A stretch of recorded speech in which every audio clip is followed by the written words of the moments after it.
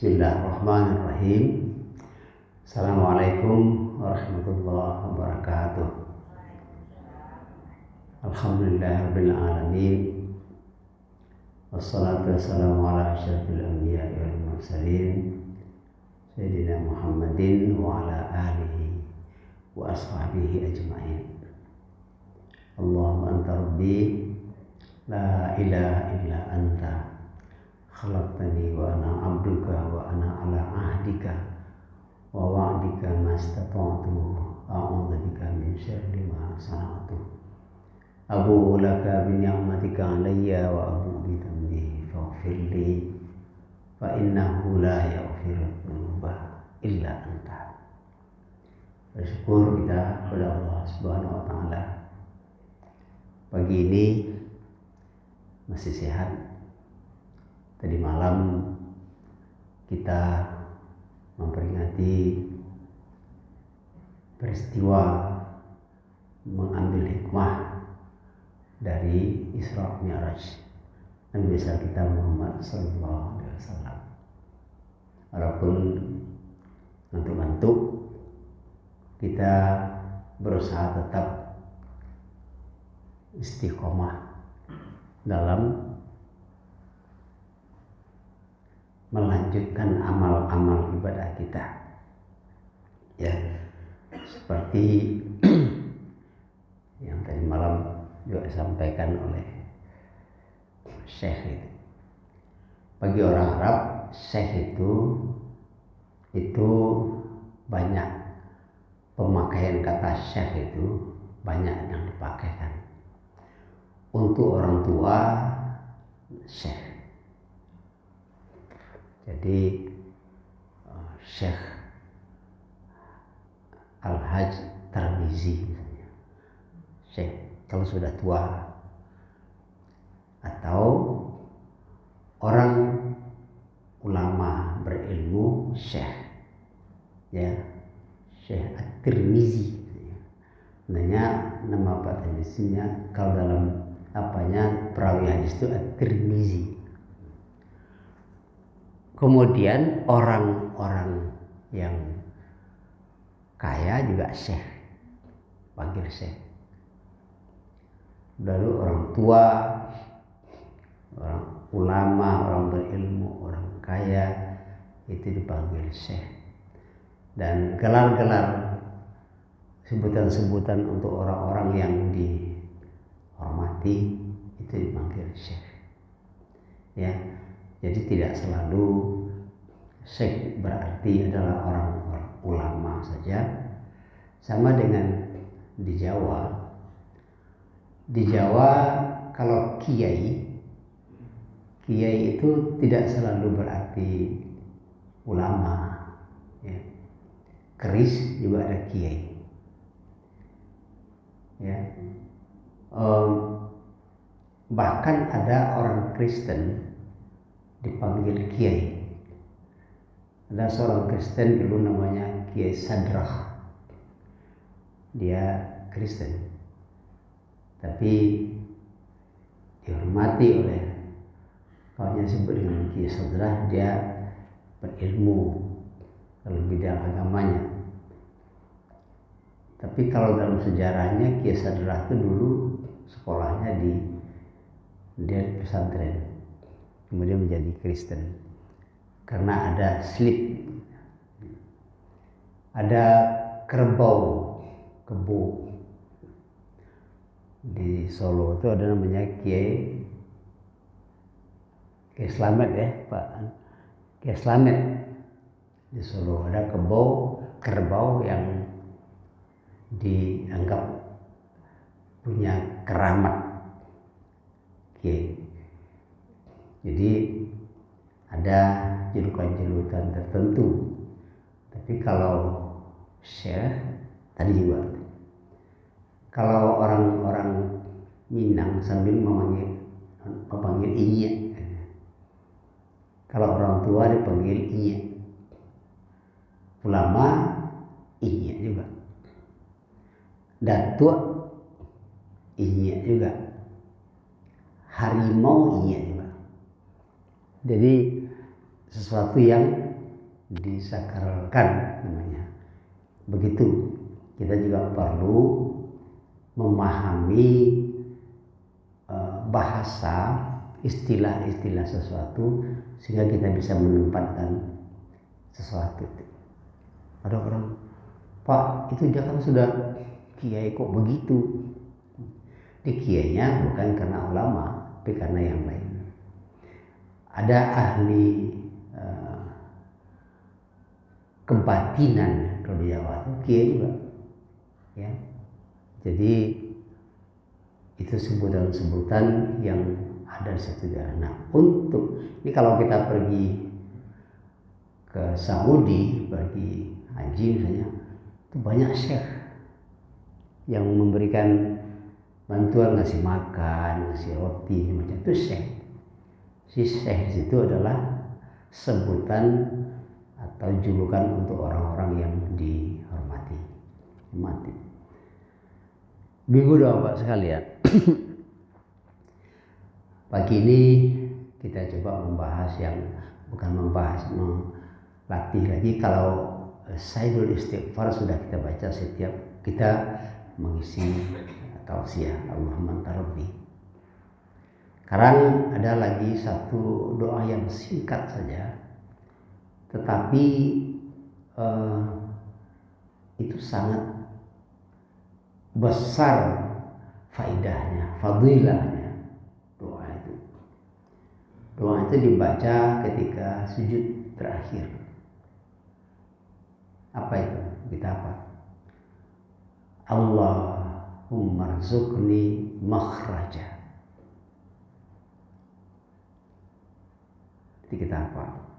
Allahumma rzuqni makhraja. Kita, ya Allah, berilah aku jalan keluar. Ibarat orang yang terkurung, tidak tahu jalan keluar, ditunjukkan jalan keluar. Kalau sedang diterhimpit masalah, tidak tentu jalan keluarnya, buntu. Kita berdoa kepada Allah, Allahumma rzuqni makhraja. Ya Allah, tunjukkan kami jalan keluar. Kesulitan hidup, minta kepada Allah, Allahumma rzuqni makhraja. Ya, apalagi kondisi seperti sekarang. Banyak sekarang orang yang galau, dan kita pun juga mungkin termasuk situ. Tapi jangan galau, tapi risau. Galau dengan risau itu berbeda. Kalau orang risau, ada kekhawatiran tapi mencari jalan keluar. Ya, jadi itu termasuk doa ini dipakai. Tapi kalau orang galau, tidak tentu arah. Muka belakang, ya, ke barat ke timur, tidak tentu arah saja. Bingung saja, tidak jalan. Nah, tidak tentu apa yang akan dilakukan, cemas banyak, tapi kalau orang risau itu mencari jalan keluar. Nah, ini doanya, Allahumma rzuqni makhraja. Pendek, bisa hafal ya ibu kan? Allahumma rzuqni makhraja. Kita meminta kepada Allah setiap persoalan yang kita hadapi, kita diberi jalan keluar. Itu dibaca di sujud terakhir. Di sujud terakhir.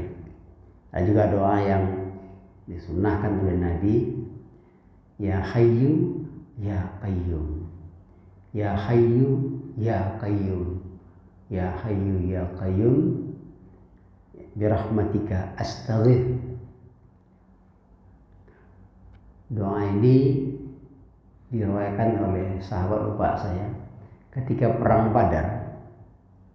Ketika perang Badar itu Nabi sujud lama sekali.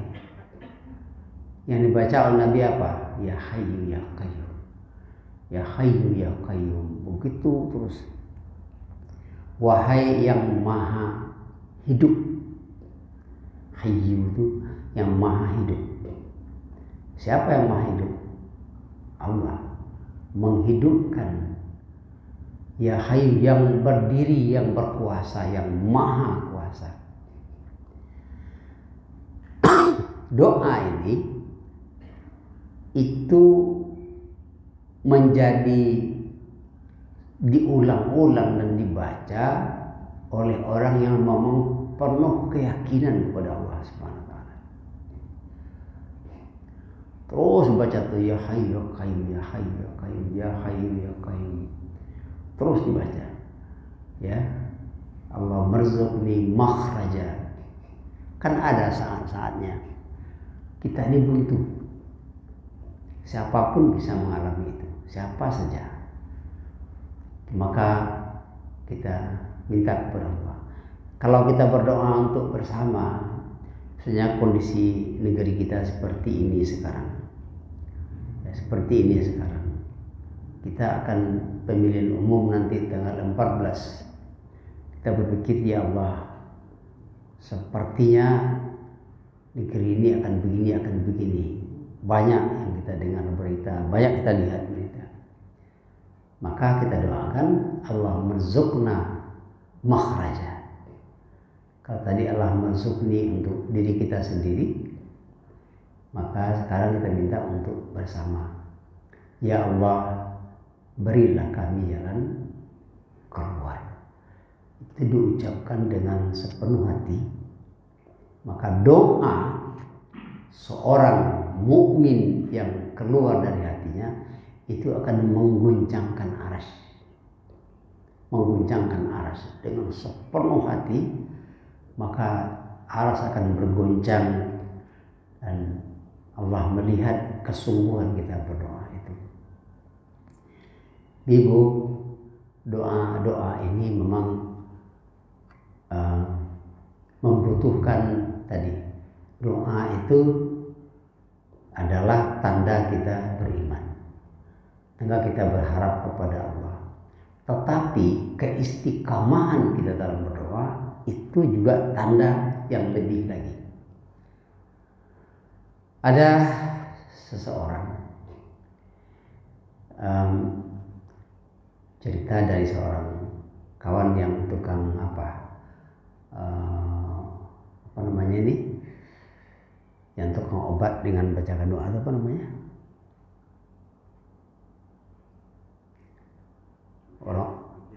Ruqyah. Tukang ruqyah itu. Ada seorang ibu-ibu, ya dia pakaian muslimah, sebagai seorang muslim baik. Dia cepat panik dan cepat sekali kalau ada terdengar orang suara keras itu langsung dia seperti kayak kemasukan gitu, panik. Bawa ruqyah. Nah, waktu di ruqyah itu ditanya, salah satu yang ditanya oleh ustaz yang meruqyahnya, apakah ibu sholat? Ada, tetapi sholatnya bagaimana? Rutin terus tiap waktu atau bagaimana? Nah, ketika ditanya begitu dia gugup ya. Kenapa gugup? Ya sekarang sudah putus. Sepertinya dia seperti taat betul gitu, tapi sering terputus. Kenapa? Rasanya tidak ada guna aja ya saya salat. Kenapa begitu? Saya meminta kepada Allah, tidak pernah dikabulkan. Meminta kepada Allah, tidak pernah dikabulkan. Maka saya kecewa, kepedisan. Nah, ibu bapak sekalian, doa tadi termasuk juga berimbas ke situ. Walaupun sekarang atau waktu berdoa tidak langsung dikabulkan, yang kita minta itu seperti yang katakan oleh Syekh tadi malam itu, Ustaz kita, Dan kiri juga kita ingatkan, ya muqallibal qulub, tapi qalbi ala dinik, keistiqamahan. Tidak diminta saya nggak apa-apa, ya. Artinya tidak dikabulkan, tapi ada keyakinan, tidak goyah. Pasti saatnya belum tiba, maka diminta terus. Saya ingat kalau tengok anak kita itu, Azim itu, kalau apa yang mintanya tidak dikabulkan, dia minta terus. Bukan dalam hari itu sejam 2 jam, setiap hari minta itu. Bahkan sudah sampai berminggu dia ingat lagi, minta lagi. Nah akhirnya dia sungguh-sungguh memintanya sungguh-sungguh, akhirnya dikabulkan juga. Jadi karena bulat keyakinannya bahwa doanya, permintaannya pasti akan dikabulkan. Yakin dia itu. Jadi kenapa? Karena kita sayang kepada dia. Jadi meminta kepada Allah itu dengan satu keyakinan Allah sayang kepada saya. Nah, Allah sayang kepada saya. Mungkin saat saya berdoa sekarang ini Allah melihat belum saatnya untuk dikabulkan. Nah, orang yang punya keyakinan seperti ini, dia tahu walaupun belum dikabulkan, doa itu adalah ibadah. Doa itu adalah ibadah. Jadi walaupun yang kita minta belum dikabulkan, tapi berdoa itu saja adalah ibadah. Kenapa ibadah? Allah yang menyuruh kita berdoa. Dan tidak boleh berputus asa dalam berdoa. Yakin kita Allah menyayangi kita, pasti doa akan dikabulkan. Cuma tunggu dulu.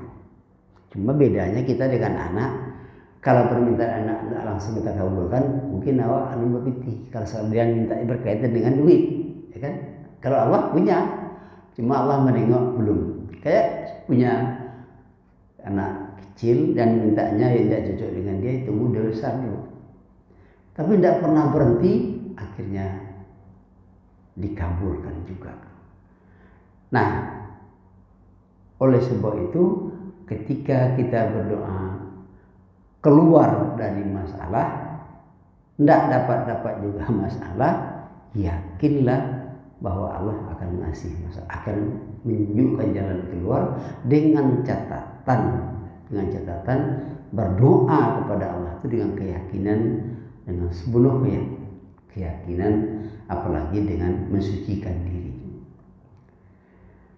Saya kan ingat, saya pernah nggak saya cerita dulu ketika naik haji tahun 97. Jadi waktu itu kan musim panas sekali. Nah, waktu habis salat zuhur di Masjidil Haram mau pulang, datanglah seorang ibu ke saya. Pak, saya tidak tahu jalan keluar. Masjid Haram dulu Bapak yang sudah ke sana kan bingung kita. Kemana mau keluar daerah kita? Kalau salah keluar, kita tinggal di Panam bisa sampai ke Sukajadi sana sampai tidak tahu lagi keluar. Jadi tolong Pak bantu saya kemana jalan keluar. Ya begitu, ini hari panas ini, tapi saya merasakan waktu itu ini ujian untuk saya dan ini ibadah. Maka begitu, baik Bu, istighfar Ibu dulu ya katanya. Tapi jawabnya iya saja, dia tidak istighfar. Itu dari mana Ibu masuk kemarin? Itu dekat Pak, dekat Sai itu. Saya antar ke sana. Sampai di pintu keluar tuh, bukan ini Pak. Dekat mana? Atau mungkin dekat hotel Hilton itu Pak, saya antar. Itu jauh tuh. Antar ke sana. Enggak juga. Ke arah Rukun Yamani sana tuh Pak. Enggak juga. Bu, istighfar ya. Dia bilang, kita bilang suruh istighfar, iya terus, tapi enggak pernah istighfar. Dia malah sambil berjalan-jalan, dia cerita juga, saya sudah macam-macam lah. Nah, ada lagi ibu-ibu dari Palembang. Ya, waktu itu mungkin ibu-ibu ini sudah tua ya, sekitar umur 65-an lebih lah. Datang pula ibu tuh, ya, ini ibu udah sampai sini. Datang lagi ibu sini. Pak, saya lepas dari rombongan, bantu saya Pak. Bu, istighfar ya Bu. Astagfirullah, astagfirullah. Nanti kau suruh istighfar, langsung istighfar. Nanti kau kalau panik biar istighfar, iyo ke iyo. Tidak ada istighfar sama sekali. Nah, ibu yang dari Palembang yang tua ini, istighfar tersebut, ingat ya, mungkin ada kesalahan ibu istighfar. Tidak lama, mungkin tidak sampai 3 menit saya bawa ibu itu. Pak, itu rombongan saya Pak. Kata ibu yang dari Palembang. Nah, saya antar. Yang satu orang nih, disuruh bisa bawa keliling Masjidil Haram sebesar itu. Hari panas kan. Saya bilang ini ujian juga bagi saya. Akhirnya keluarlah kata-kata ibu. Cerita, Pak, saya ini orang terkenal. Astagfirullah. Langsung menyebut orang terkenal. Disebutnya lah apa kerjaannya, dia seorang pengusaha sukses dan macam-macam lah. Wah, hati saya sudah gemetar waktu itu. Ibu ini sudah sombong. Saya suruh istighfar, tidak mau. Pak, tadi saya tawaf Pak, tolong temani tawaf saya tawaf ini. Aku lah kejam, hari pandai ada, suruh mengawaninya tawaf. Awak lebih pingsan pantai tadi kan, disuruh istighfarnya tak mau aja, kacau ibu. Jadi akhirnya apa? Kalau ketawa Bu, saya nggak sanggup lagi. Ini panas betul nih. Lantai keramik itu panas begitu. Jadi akhirnya saya merasa apa? Ya kesal juga lah gitu. Saya ambil air zam-zam, Bu, Ibu duduk sini ya, duduk sini, minum air zam-zam ini. Dari tadi saya suruh Ibu baca istighfar, Ibu nggak mau istighfar. Sekarang saya nggak sanggup menemani Ibu lagi, minumlah ini, saya pamit pulang. Saya tinggal di situ. Ini contohnya orang yang tidak menyadari kesalahannya, tidak menyadari dosanya, dan dia tetap merasa dirinya lebih hebat. Jadi orang ini tidak dikabulkan doanya, ya. Bahkan awak menolongnya susah. Jadi sudah itu. Ini pengalaman. Nah, Bapak Ibu sekalian, beda. Allah menunjukkan kepada saya dua. Yang satu disuruh istighfar langsung dengan keyakinannya. Astagfirullah. Hilang kesombongannya dan dia besarkan Allah dan dia yakin Allah akan menolongnya. Jumpa. Ini kok tidak bisa, tidak sudah. Jadi Bapak Ibu sekalian, jadi dalam berdoa tadi penuh harap. Salah satu syarat doa itu kan diijabah kalau kita berdoa dengan penuh harap. Tidak sekali, dua kali, tiga kali bawa ulang. Akhirnya apa? Allah mengatakan, ini hambaku ini betul-betul berharap kepadaku. Doa itu yang pertama sekali bukan makbulnya. Dengan berdoa itu kita sudah meminta kasih sayang Allah. Sama dengan anak kita bilang, ya atau Bu, kasihlah saya ini. Itu kan mengundang sayang kita kepada Allah juga seperti itu. Jadi Allah sayang kepada orang yang rajin meminta kepadanya, ya, jangan berhenti. Nah, salah satu pembuka doa yang doanya mustajabah itu tadi, Allah marzuqni makhraja, pendek aja. Allah marzuqni makhraja. Ya Allah, berilah aku jalan keluar. buntu. Kalau tadi saya sebut dalam kita berbangsa dan bernegara sekarang, Allah marzukna makhraja. Ya Allah, tunjukkanlah kami jalan keluar dari masalah yang sedang menghimpit kami sekarang. Minta sungguh-sungguh kepada Allah. Ya, minta sungguh-sungguh kepada Allah. Kalau belum dikabulkan sekarang, saatnya nanti ada. Mungkin tidak kita menemukan, anak cucu kita nanti akan menemukannya. Itu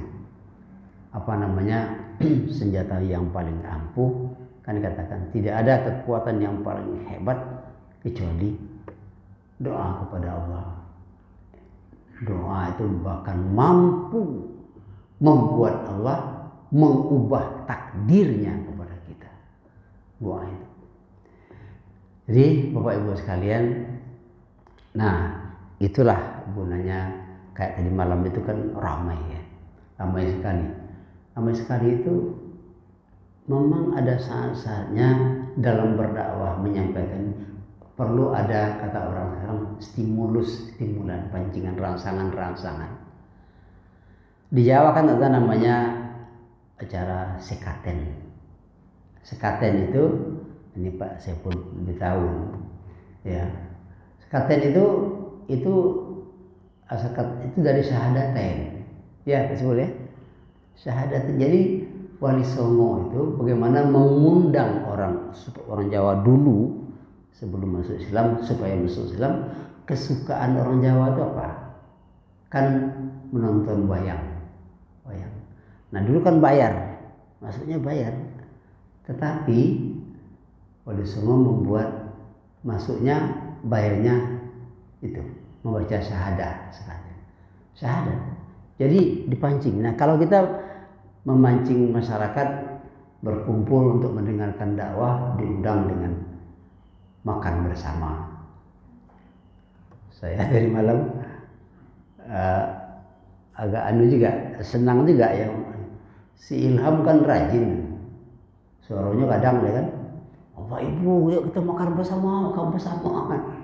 Jadi si Azim kalau disuruh, ya tuh ada makan gratis pokoknya. Sampai sini dia mau makan. Jalan berantas itu hari bilang Pak. Dari luar nanti kemari bilang kan. Oh itu mulai orang. Jadi saya menengok ramai punya ramai sekali. Mencari, perlu juga ada saat seperti itu. Ada yang mengatakan kemarin tadi, kok kalau pakai cara makan sambal sama ini. Ya ini salah satu cara kita berdakwah. Ya, salah satu cara kita berdakwah, memancing orang berdakwah. Pada payah kan? Ini jadi jalan seberantas kan, kata aja tadi datang karena suara besar. Ayo kita makan bersama. Menangah makan bersama itu apa boleh beli bantiang acara waktu kan, wah itu semangat orang. Akhirnya sudah makan, nanti saya ganda ke pahit deh, lalu duduk deh, ada ngapa aja. Jadi sistem kalau di Jawa Pak wayang di bawahnya. Dulu wayang tuh masuk nonton wayang tuh pakai sekaten itu, baca syahadat itu. Uang masuknya syahadat. Jauh-jauh masuknya syahadat, masuk Islam dulu. Jadi itu. Nah kini kan kalau masuk wajah mendengaran ceramah lagi makan. Cuma tentu tidak bisa acok dong. Jadi paling tidak itu yang kreasi yang dimulai oleh pengurus ya, oleh panitia, suatu hal yang kreatif. Ya alhamdulillah tadi malam itu kan hari rancak dan aku menengok ya mudah-mudahan lah baguslah hari. Alhamdulillah rancak hari. Jadi tidak banyak yang sebagai sedikit tapi nampak ya manfaatnya untuk beramal kita, keistiqamahan kita dalam beramal. Itu saya itu muda sekali itu, baru 25 umurnya. 25 baru umur. Ya. Inyo bersaudara 2 balik orang. Yang paling tua itu Syekh Ali Jaber yang meninggal. Yang paling tua. Dan Inyo yang bungsu. Di 2 balik orang bersaudara 9 laki-laki. Dan kebanyakan saudaranya sudah 9 jadi orang Indonesia. Jadi baru jadi warga negara, tapi ini ada darah Indonesianya. ya, walaupun itunya Arab itu lambo kan. Jadi Bapak Ibu sekalian, maka jangan berhenti kita berharap kepada Allah dan mengajak orang, janganlah berhenti mengajak orang untuk beramal, menambah ilmu. Itu adalah bagian daripada usaha kita melanjutkan sunnah Nabi. Ajak ud'u ila sabili rabbika bil hikmah. Makan basamu itu salah satu bentuk cara bijak ya. Saya menengok anak-anak kita sekarang ini berani ya. Berani aja, tapi dia ke depan salam dia dengan ustaz segala macam. Kalau dulu kan sangat sagan kan, ini enggak. Nah ini kan kesempatan. Itu ayat apa kita perhatikan bagaimana cara mengajak anak-anak. Yang kita perhatikan, prihatinkan sekarang itu adalah anak-anak rajin di masjid. Ini sudah mulai remaja di masjid. Menghilang, mulai remaja menghilang. Saya kemarin itu waktu makan selesai maghrib itu saya kan tidak ikut. Saya bilang sama Pak RT, saya bantu ya, bisa bantu makan saja, saya tidak kerja, tidak bantu. Kalau jadi itu Pak, mau sekarang ngobrol makan itu luar satu kali. Anak-anak kan buta dari situ kan. Saya ingat kalau saya marahi tentu larinya, tapi kesannya tidak baik. Nah biarlah waktu kecil dia bermain-main di masjid, walaupun nanti ada saatnya waktu dia remaja dia agak jarang, tapi sudah tertanam dalam hatinya kecintaan kepada masjid. Nanti dia akan balik, nanti dia akan kembali. Saatnya saya waktu kecil dulu bermain di masjid, sekarang saya pun jauh. Saatnya muncul itu kesenangan, keindahan di masjid. Cuma ditanya dulu kakinya berhasil atau enggaknya, lari sampai ke kamera kan. Ya anak-anak ya. Kalau anak-anak lari di masjid itu tandanya anak. Tapi kalau orang tua lari di masjid itu orang gila semuanya. Itu. Jadi baik Bapak Ibu sekalian, saya kira itu yang pagi ini kita bersyukur kepada Allah. Apa yang dikatakan oleh Nabi bahwa silaturahim itu mendatangkan rezeki, silaturahim itu memberikan kesehatan, terbukti ya. Banyak kita mungkin tadi malam itu banyak yang kurang sehat tapi dengan berkumpul bersama itu muncullah hikmah bersilaturahim, itu saling menguatkan. Silah itu artinya hubungan tali, rahim itu rahim ibu. Jadi ketika kita bersama namanya berinteraksi, lalu bersinergi ya. Kesehatan kawan itu datang kawan. Orang teman banyak yang sakit, orang sehat. Kan banyak yang sehat. Ya kelawak seorang sakit, kawan 10 sehat, ya sehat Pak. Tengok situ. Ya. Kalau duduk aja di rumah betul-betul jadi tambah sakit badan itu. Jadi demikian Bapak Ibu sekalian ya. Mudah-mudahan kita senantiasa menjadi hamba yang selalu penuh harap kepada Allah dan tidak pernah berputus asa dalam kondisi apapun. Dan salah satu doa yang diajarkan oleh Rasulullah untuk agar kita tidak berputus asa kepada Allah, Allahumma rzuqni makhraja. Demikianlah ya yang dapat kita sampaikan pagi ini. Subhanakallahumma wa bihamdika asyhadu an la ilaha illa anta astaghfiruka wa atubu ilaik. Assalamualaikum warahmatullahi wabarakatuh.